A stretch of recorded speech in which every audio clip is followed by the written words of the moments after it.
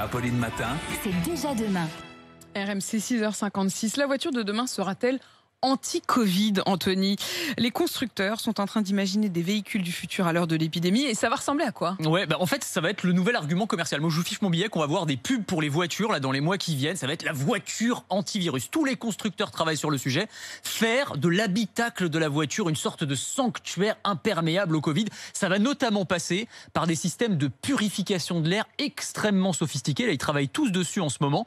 On va intégrer, par exemple, à la clim du véhicule, un boîtier, ce qu'on appelle une lampe à UVC. UVC, c'est des rayons, j'ai déjà eu l'occasion de vous en parler, qui ont la particularité de détruire tous les agents pathogènes. On s'en sert notamment pour stériliser le matériel médical. Eh bien, on va intégrer ça dans la clim des voitures, mais aussi des cars et des bus, où là la problématique est même plus importante parce qu'il y a plus de passagers évidemment, et ça va devenir une des options qu'on vous proposera à l'achat. Il y a un grand équipementier français qui s'appelle Valeo qui travaille sur le sujet et qui estime qu'un véhicule sur 5 vendus dans le monde devrait être équipé de ce genre de filtre d'ici 3 ans. Ah oui, donc ça pourrait venir assez vite. L'intérieur de l'habitacle, il sera aussi équipé de surfaces auto-nettoyantes, un peu comme vos gants hier. Oui, un petit peu le même principe, effectivement. On va avoir alors différentes options dans la voiture. On va avoir par exemple des panneaux radiants qui vont chauffer la voiture en mode fournaise pendant quelques minutes. Alors quand il n'y a pas de passagers à l'intérieur, faut pas être dedans. Je vous rassure, faut pas être dedans. Mais vraiment, on chauffe très très fort parce qu'on sait que le virus est sensible à la chaleur. On va avoir aussi effectivement des matériaux sur le tableau de bord, sur le volant, ce qu'on appelle en écaille de poisson,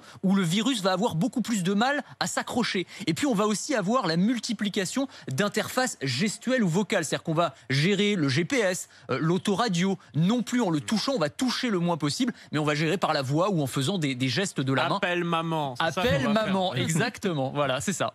Et la prise de température du conducteur et des passagers, ça c'est possible? Ça aussi, ça va arriver avec des caméras thermiques, Charles, je précise. Donc des caméras thermiques embarquées dans la voiture qui vont prendre la température lorsque vous entrez dans la voiture et lorsque les passagers entrent dans la voiture, qui vont être capables de détecter un début de fièvre par exemple. Il faut comprendre que plus largement, la voiture de demain va se transformer en une sorte d'assistant médical roulant, c'est-à-dire que vous avez des biocapteurs qui sont dans le volant, dans la ceinture, qui vont analyser le rythme cardiaque, la respiration, le niveau de fatigue du conducteur, et tout ça, ça va permettre de vous donner des indications sur est-ce que vous pouvez prendre le volant ou non, en gros. Voilà, donc voilà à quoi va ressembler la voiture. Et vous de le demain. disiez, c'est pas mal pour les voitures, mais c'est surtout très bien quand il s'agit d'un car ou d'un transport en commun. Ah là, si vous avez le système de prise de température à l'entrée, plus le système de purification de l'air, effectivement, il y a un vrai enjeu de vous ressortez, vous êtes transformé en robot.